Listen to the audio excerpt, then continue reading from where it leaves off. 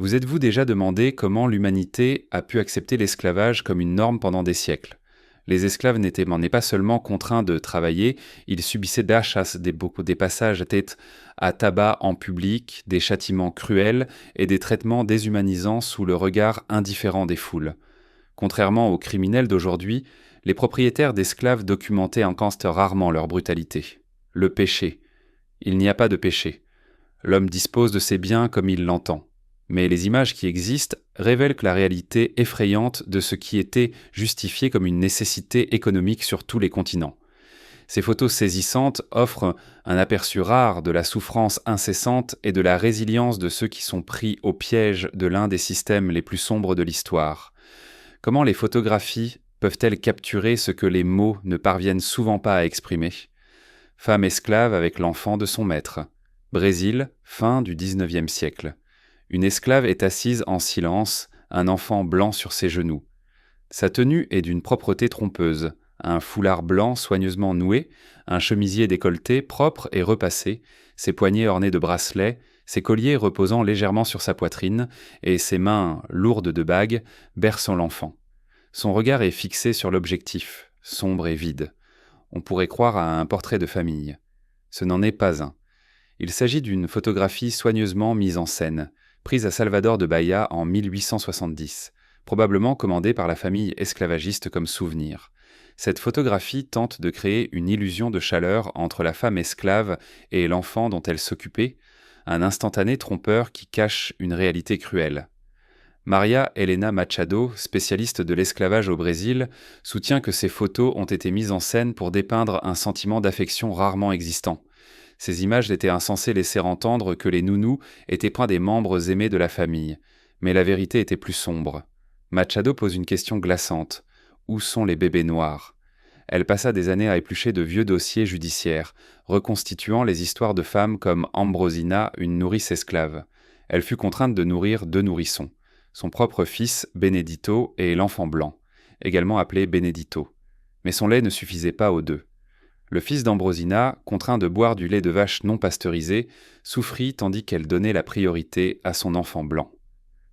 L'épuisement poussa Ambrosina à prendre des mesures drastiques, désespérée de faire taire les cris incessants du bébé blanc. Elle lui fourra un tissu dans la bouche, le bébé tétait si fort que le tissu se logea dans sa gorge, entraînant sa mort. Ambrosina risquait une sanction immédiate, une arrestation et un procès. Son sort demeure inconnu, son histoire perdue dans les archives. 92% des nourrices de Rio de Janeiro furent séparées de leurs enfants. Ces femmes furent louées à des familles aisées, leurs propres nourrissons étant laissés à lutter pour survivre. C'était une industrie florissante, annoncée ouvertement dans les journaux. Pendant ce temps, les femmes étaient souvent habillées pour des portraits en studio, photographiées dociles et dévouées, mais ces images ne faisaient qu'ajouter une dimension supplémentaire à l'histoire troublante de l'esclavage au Brésil. Il n'était pas question d'amour, mais de survie. Aborigène australien en prison, Australie occidentale, 1902. L'image est saisissante. Des hommes aborigènes, enchaînés, sont alignés, leur visage exprimant un mélange de colère, de fatigue et de désespoir. Des chaînes métalliques, aussi épaisses que des poignets, s'enroulent autour de leur cou. Leurs mains ne sont pas entravées, seulement leur cou. Cette méthode brutale de contrôle était courante en Australie occidentale. Malgré un tollé mondial, ces chaînes sont restées un élément essentiel du maintien de l'ordre pendant plus de 80 ans. Comment cela est-il arrivé? L'utilisation de chaînes au cou était souvent décrite comme non officielle, mais elle était systématique. Des aborigènes, y compris des femmes et des enfants, étaient capturés par la police montés et enchaînés, emmenés à des kilomètres de leurs terres, accusés de vol de bétail ou simplement de vivre là où on ne les désirait pas. Chaque chaîne pesait 2,5 kg, et leurs coups en supportèrent le poids pendant qu'ils marchaient sur 400 km. L'horrible réalité n'était pas seulement une question de contrôle, mais aussi de commodité. Les prisons étaient délabrées, les gardiens étaient un temps rares et enchaîner les prisonniers les empêchait de fuir. En 1905, une commission royale révéla l'utilisation de ces chaînes, suscitant une condamnation internationale. Pourtant, 1 an plus tard, la pratique reprit sous couvert de nécessité, et ces chaînes ne se limitaient pas aux enfants des adultes. Elles étaient aussi entravées. En 1953, un instituteur de la station Moula Boulla mit des chaînes au cou à des garçons de 11 ans pour les punir de trop jouer. C'était censé servir de leçon. Si tu te comportes mal, tu seras enchaîné comme tes parents et grands-parents avant toi. L'enchaînement au cou ne fut totalement aboli qu'en 1958, lorsque les fourgons de police les remplacèrent enfin. L'héritage obsédant, cependant, demeure celui de la déshumanisation, de l'oppression et d'une histoire avec laquelle l'Australie doit encore composer aujourd'hui. La main marquée de Jonathan Walker, 1844. Une main apparaît sur le daguerréotype, marquée des lettres SS. Elle reste gravée dans l'esprit du spectateur. Voleur d'esclaves. Cette image ne représente pas un homme contraint à la servitude, mais un homme qui a tenté d'y mettre fin. Jonathan Walker, abolitionniste, a tenté d'aider les esclaves à s'échapper, de la Floride aux Antilles. Le plan échoua. Il tomba malade, le bateau fut intercepté et il fut jeté dans une prison de Floride. Sa peine fut sévère. 1 an d'isolement, une amende de $600 et un marquage au fer rouge. Ce marquage fut effectué en public, la paume droite de Walker maintenue vers le bas, tandis qu'un fer rouge lui brûlait la chair. Ces lettres le désignaient comme un criminel aux yeux des esclavagistes. Pourtant, elles devinrent un symbole de résistance utilisé par les abolitionnistes pour inspirer d'autres personnes. John Greenleaf Whittier, poète et abolitionniste, immortalisa l'image dans un poème. La main marquée par Whittier prophétisait le salut de l'esclave. L'histoire de Walker ne s'arrêta pas avec le marquage. Il devint conférencier itinérant, racontant les horreurs de l'esclavage, brandissant sa main marquée comme preuve de son engagement. Un marin britannique libérant un esclave swahili, Oman, 1907. Sur cette photographie saisissante, un marin britannique se penche et retire délicatement une manille en fer rouillé de la cheville d'un swahili. Le marin est concentré, déterminé. La manille est vieille et lourde. La peau de l'homme est à vif là où le métal a été déposé.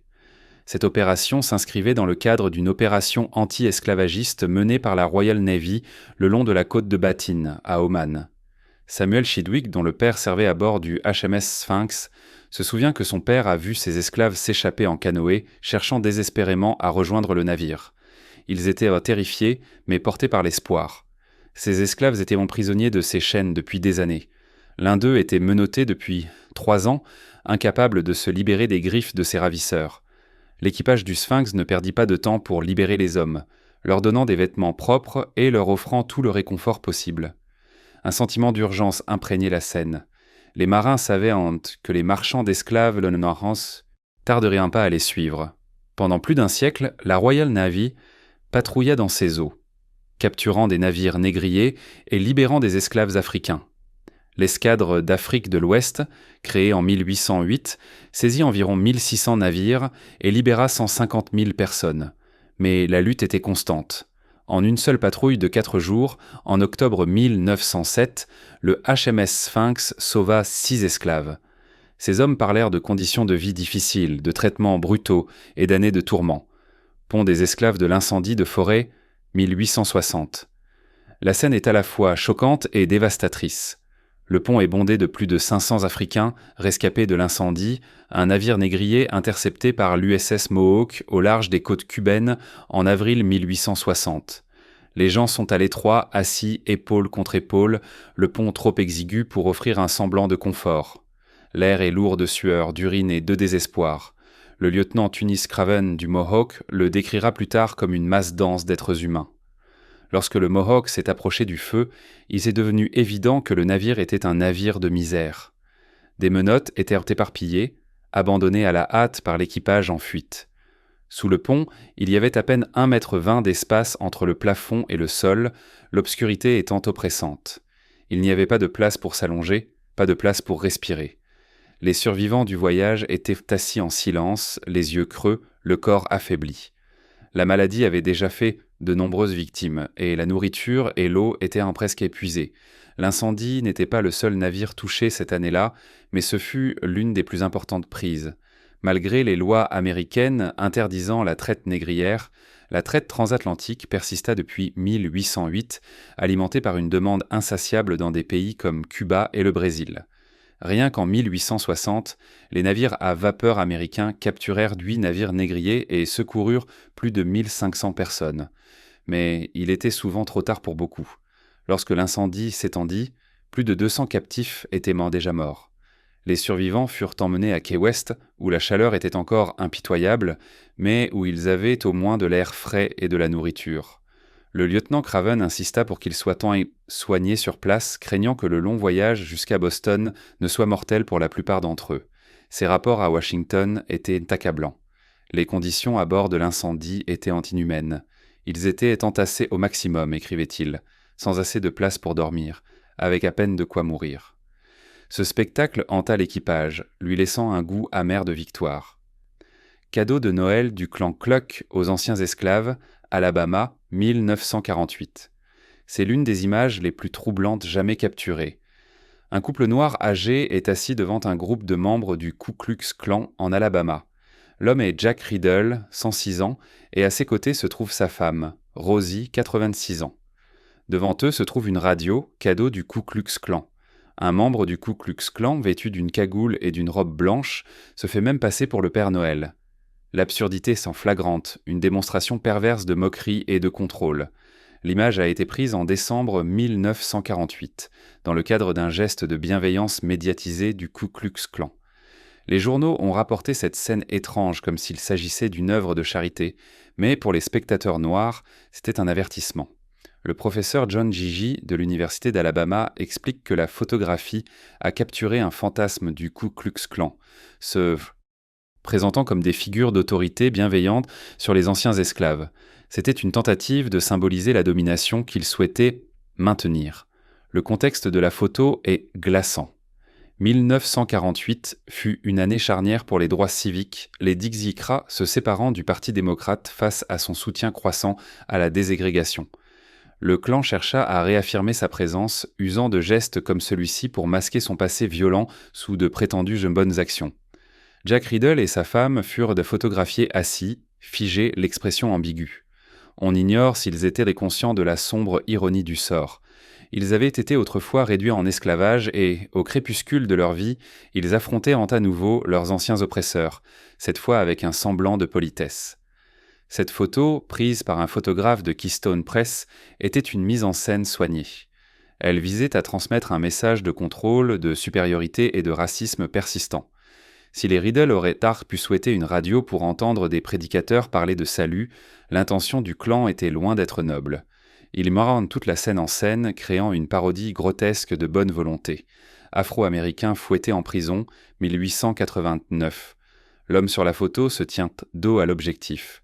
Sa peau est criblée de cicatrices, un savant mélange de coups de fouet brutaux. L'image est obsédante, un rappel brutal que la fin de l'esclavage ne signifiait pas la fin de l'exploitation. Après la guerre de sécession, le système carcéral devint un nouveau moyen de travail forcé. Les cicatrices, étrangement similaires à celles du dos de Peter fouetté, symbolisent le cycle ininterrompu de la souffrance. La photographie de Peter, prise en 1863, fut l'une des premières à montrer au monde la réalité violente de l'esclavage. Capturé par des soldats de l'Union à Bâton Rouge, en Louisiane, Peter s'était échappé d'une plantation après avoir survécu à un horrible passage à tabac. Les marques de coups sillonnaient venteux son dos, profonde et enflée, preuve de la cruauté du surveillant. Peter avait couru pendant 10 jours, à travers marais et champs, échappant aux chiens de chasse, frottant des oignons crus sur sa peau pour déjouer les pistes.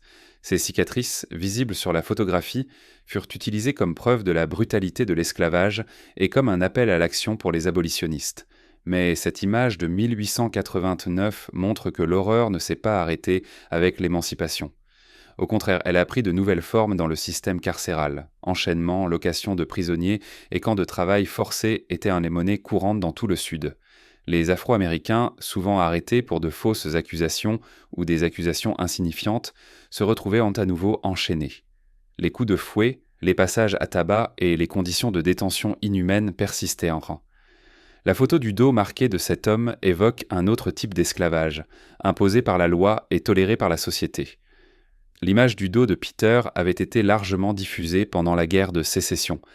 Elle a choqué de nombreux Blancs du Nord qui n'avaient jamais vu une telle brutalité de près. Elle fut reproduite sous forme de carte de visite, une petite photographie bon marché qui se répandit rapidement dans tout le pays. Les abolitionnistes l'utilisèrent pour collecter des fonds et rallier des soutiens.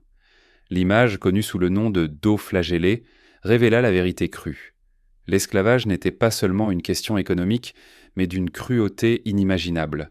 Indigène Selknam pour un zoo humain européen, 1899. Il est difficile d'imaginer un groupe d'indigènes Selknam, autrefois fiers chasseurs de la Terre de Feu, contraints d'embarquer sur un navire pour l'Europe. 11 d'entre eux, dont un enfant de 8 ans, furent emmenés de l'autre côté de l'océan pour être exposés dans des zoos humains. Ils furent mesurés, pesés et traités comme des animaux. Ils étaient contraints de se produire plusieurs fois par jour, exhibés devant des foules curieuses, avides de voir les peuples primitifs de près. Il ne s'agissait pas d'une exhibition. C'était de l'exploitation. Les Selknam furent l'un des derniers groupes autochtones à rencontrer les Occidentaux. Réputés pour leur résilience, ils vécurent dans les conditions extrêmes de la Patagonie. Grands et forts physiquement, c'étaient d'habiles chasseurs qui dépendaient du guanaco et des otariles pour survivre. Ils portaient des peaux d'animaux et se peignaient le corps pour les cérémonies sacrées. Mais lorsque les Occidentaux arrivèrent à la fin du XIXe siècle, ils apportèrent en maladies, armes et soif de terre. Les Selknam furent chassés, littéralement, les éleveurs offrant des primes pour leur oreille, preuve de leur proie. Les Selknam envoyés en Europe n'avaient en guère le choix. Attirés par de fausses promesses ou simplement capturés, ils furent emmenés dans un voyage dont peu survécurent. Ceux qui parvinrent à atteindre l'Europe se retrouvèrent en cage, exhibés comme des animaux dans les foires et expositions. L'homme qui avait orchestré leur enlèvement, Maurice Maître, posa à côté d'eux comme s'il était un chef de piste. On attendait des Selknam qu'ils chantent, dansent et imitent la vie quotidienne, souvent 6 à 8 fois par jour. On leur donnait peu de nourriture et aucun soin médical.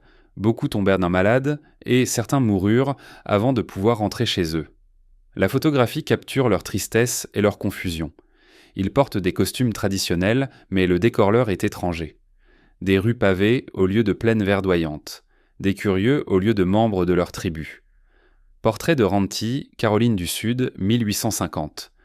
Ranti se tient devant l'objectif, le regard fixe et plein de défis. Il est torse nu, la poitrine nue, le visage encadré par les bords du daguerréotype. Cette photographie, prise par J.T. Zilli en 1850, a été commandée par Louis Agassiz, un scientifique de Harvard qui cherchait à prouver l'infériorité raciale par la pseudoscience. Agassiz croyait que les caractéristiques physiques des Noirs pouvaient servir à justifier leur esclavage, et Ranti, ainsi que sa fille Delia, sont devenus les sujets involontaires de ce programme raciste. Ranti était l'une des 15 personnes réduites en esclavage photographiées sur ordre d'Agassiz. Les photos n'avaient pas pour but de montrer leur humanité, mais de les réduire à des objets d'études scientifiques. La théorie d'Agassiz affirmait que les Noirs constituaient une espèce distincte, et les photographies ont servi à étayer cette idée infondée. Les images furent conservées au musée Peabody de Harvard, oubliées jusqu'en 1976, lorsqu'un membre du personnel les redécouvrit. Malgré leurs origines sinistres, ces photographies sont les plus anciennes images connues d'esclaves aux États-Unis. En 2011, Tamara Lanier, une descendante de Ranti, a exigé que Harvard les restitue à sa famille. Elle arguait que les images ont non seulement été volées à Ranti et Delia, mais elles étaient toujours exploitées par Harvard, qui en a autorisé l'utilisation dans des publications. Le combat de Lanier se poursuit aujourd'hui avec 43 descendants d'Agassiz soutenant sa cause. Ils affirment que les photographies ont été créées comme des outils de suprématie blanche et devraient en être restituées aux descendants de ceux qu'elles ont blessés. Andrew et Silas Chandler, guerre de sécession, année 1860. C'est une image célèbre. Andrew Chandler, un jeune soldat confédéré, est assis à côté de Silas, un esclave amené sur le champ de bataille par son maître. Silas n'est pas un soldat, malgré l'uniforme qu'il porte sur la photo. Il est le serviteur d'Andrew, son rôle étant de transporter les provisions, de préparer les repas et de soigner les blessures de son maître. Silas est né esclave dans le Mississippi le 1er janvier 1837, tandis qu'Andrew est né le 3 avril 1844, soit 7 ans d'écart, et non les 2 ans que certains mythes prétendent. Silas n'était pas un simple personnage passif pendant la guerre. Lors d'une bataille, Andrew fut grièvement blessé, et c'est Silas qui lui sauva la vie en le portant en lieu sûr. Cette histoire témoigne de relations complexes nouées dans l'ombre de la guerre et de l'esclavage. Le service de Silas, cependant, ne lui valut pas la reconnaissance en tant que soldat. Il n'était qu'un esclave faisant ce qu'on lui demandait. Malgré les affirmations de confédérés noirs, il n'existe aucune trace de Silas combattant comme soldat. Après la guerre, Andrew lui offrit un terrain. Silas réussit à se construire une vie et reçut même une pension, bien qu'il ne s'agisse pas d'une pension de soldat. Elle était versée au titre des domestiques indigents des soldats et marins de la fin de la Confédération, une loi qui permettait aux domestiques de percevoir un soutien financier pour leur rôle pendant la guerre. Les descendants de Silas ont témoigné de la façon dont son histoire a été déformée par ceux qui prétendent que les Noirs se sont volontairement battus pour la Confédération. La réalité est encore bien plus douloureuse. Silas a fait ce qu'il a pu pour survivre dans un système qui ne lui laissait pas le choix. Convention des anciens esclaves, Washington, 1916. La photographie montre 4 femmes afro-américaines âgées, debout devant l'église baptiste cosmopolitan de Washington, D.C. Il s'agit d'Annie Parham, d'Anna Angalaise, d'Elizabeth Berkeley et de Sadie Thompson, 4 femmes qui affirment avoir plus de 100 ans. Elles participent à la 54e Convention annuelle des anciens esclaves, un rassemblement qui a débuté comme une simple réunion avant de devenir une plateforme militante. Les femmes portent de longues robes, les cheveux grisonnants, le regard grave. Chacune porte un passé marqué par les chaînes, mais elles sont là, toujours en lutte. Cette convention est plus qu'une simple réunion. C'est une revendication de reconnaissance et de réparation. Les participantes, dont certaines affirment avoir connu des personnalités célèbres comme Frederick Douglass ou Harriet Tubman, partageant leurs histoires de survie. Elles évoquent les luttes qui perdurent bien après l'émancipation, la pauvreté, le racisme et les promesses de liberté non tenues. Lors de cet événement, elles plaident pour les pensions des anciens esclaves, une cause née des décennies plus tôt. La question de l'indemnisation a été vivement débattue pendant des années, notamment après l'affaire Johnson C. McAdoo, où d'anciens esclaves ont poursuivi le gouvernement pour du coton produit sous l'esclavage, mais sans succès. Les femmes sur la photo incarnent la résilience. Berkeley affirme avoir 125 ans, bien que cette affirmation paraisse improbable. Sa présence cependant symbolise la persévérance de ceux qui ont enduré les horreurs de l'esclavage et ont vécu assez longtemps pour lutter pour un monde meilleur. Ils ne se rassemblent pas seulement pour se remémorer des souvenirs, ils viennent s'organiser, élaborer des stratégies et exiger justice. Ce congrès est peut-être restreint, mais il témoigne d'un mouvement plus vaste, d'une lutte qui n'a jamais vraiment pris fin, même avec l'abolition de l'esclavage. Enfants esclaves à la peau claire, la Nouvelle-Orléans, 1863. L'image est glaçante. Un groupe d'enfants, la peau claire, les traits européens, mais ces enfants sont bel et bien esclaves. Prise à la Nouvelle-Orléans pendant la guerre de Sécession, cette photographie fut utilisée par les abolitionnistes pour souligner la brutale réalité de la règle de la goutte unique. L'idée selon laquelle la moindre trace d'ascendance africaine désignait une personne noire et donc éligible à l'esclavage. Les visages de ces enfants estompaient les frontières raciales, mais pas la dure frontière du statut. Quelle que soit leur apparence, ils restent des biens aux yeux de la loi. L'exploitation sexuelle des femmes esclaves était une horreur courante aux États-Unis. Les enfants à la peau claire étaient souvent le fruit de cette exploitation, enfants de maîtres, de surveillants ou d'autres hommes blancs en position de pouvoir. Lors du recensement de 1860, 10% des esclaves étaient métis. Nombre de ces enfants étaient encore vendus comme les autres, leur peau plus claire atteignant parfois des prix plus élevés. Mais pour les abolitionnistes, leurs images étaient des outils puissants. Un moyen de forcer le public du Nord à affronter l'inhumanité d'un système capable d'asservir des enfants si semblables aux leurs. L'une des enfants photographiées est Fanny Virginia Cassiopeia Lawrence, une jeune fille affranchie début 1863. Son image était vendue comme carte de visite, une petite carte destinée à récolter des fonds pour les causes abolitionnistes. Le teint clair de Fanny servait à démontrer que l'esclavage non seulement dégradait autrui, mais pouvait même piéger ceux qui paraissaient en blanc. Sa photo, comme celle d'autres enfants, faisait partie d'une campagne visant à financer des écoles pour les affranchis en Louisiane, où 95 écoles étaient déjà en activité sous contrôle de l'Union en 1863. Cette série de photos d'enfants esclaves à la peau claire révèle l'hypocrisie d'un système fondé sur la hiérarchie raciale. Même les enfants admis étaient piégés par les définitions juridiques de la race. Prisonniers de guerre américains réduits en esclavage par les définitions juridiques de la race.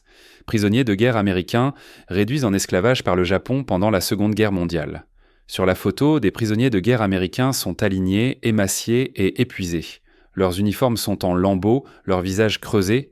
Capturés par les Japonais pendant la Seconde Guerre mondiale, ces hommes ont été contraints d'intégrer des camps de travail brutaux, gérés par des entreprises comme Mitsubishi. Ils regardent l'objectif, un mélange de défi et de désespoir dans le regard.